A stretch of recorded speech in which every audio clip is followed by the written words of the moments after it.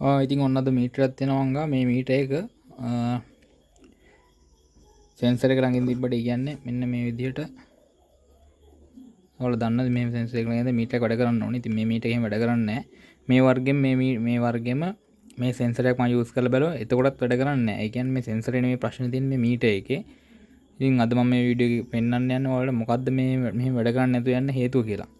කියන්නේ දැන් මේ වර්ගයේ මීටරයක් තියෙද්දි මේ වගේ තව මීටරයක් අරගෙන ඒකේ සෙන්සර් එක දැන් මේකේ ඔයාලා හිතන්න මේකේ සෙන්සර් එක අවුලක් කියලා. ඒතර ඒ සෙන්සර් එක වෙන මීටරයක සෙන්සර් එක අපි මේ යූස් කරද්දී අපි මෙහෙම විදිහට පාවිච්චි කරද්දී අනිවාර්යයෙන් මේ මීටර වැඩ කරන්න ඕනේනේ. මේ සෙන්සරේ අවුලක් තියෙනවා නම්. දැන් එහෙම යූස් කර එහෙම try කරලා බලලත් මේක වැඩ කරේ නැහැ. ඒ කියන්නේ අනිවාර්යෙන් අවුල දෙන්න ඕනේ මේ මීටර එකේ. මේ සෙන්සරේ නෙමෙයි මේ සෙන්සර් එකත් වැඩ. මොකද දැන් මම අර කියපු අනිත් මීටරේට මේ සෙන්සර් එක try කරපුවම මේ සෙන්සර් එකකින් මේ සිග්නල් එක යනවා. ඒ නිසා මේ මම පෙන්න හදන්න මේකට මොකද වෙලා තියෙන්නේ කියලා. ඉතින් මේ විදිහට මීටර එක දින මේ ගල් දෙකමාරේ රුපියල් 4203 මීටර එක මේ තියෙන්නේ. ඉතින් මේ මීටර එක බැටරි මම මෙහෙම ගලවනවා. මෙන්න මේක මේවා ඔක්කොම සීල් වෙන්නේ. කියන්නේ මේවා මේ යන දාලා මුකුත් ගලවන්න බෑ.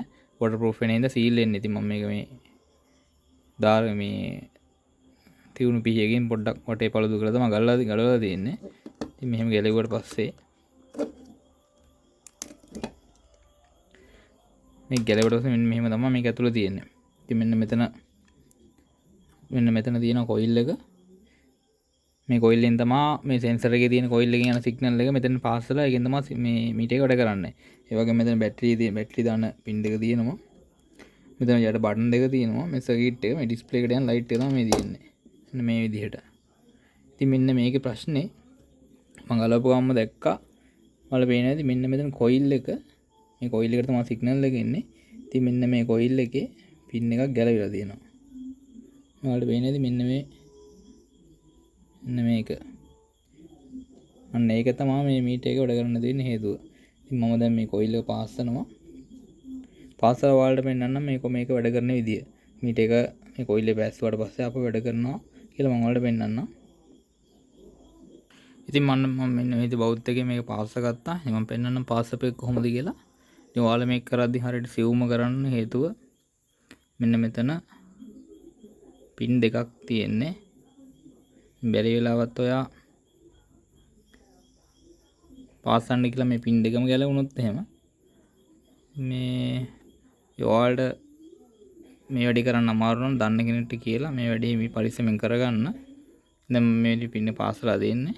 දැන් ඔයාලට පෙන්නන්නම් මීටර එකේ ආපහු මේ හයි කරලා කොහොමද වැඩ කරනවද නැද්ද කියලා. ඉතින් මේ විදිහට මේ මීටර එක මම හයි කරගත්තා නිකන් තියෙන්නේ. වෙන දේ මම ගලොක් මීටර එක මේ තියෙන්නේ.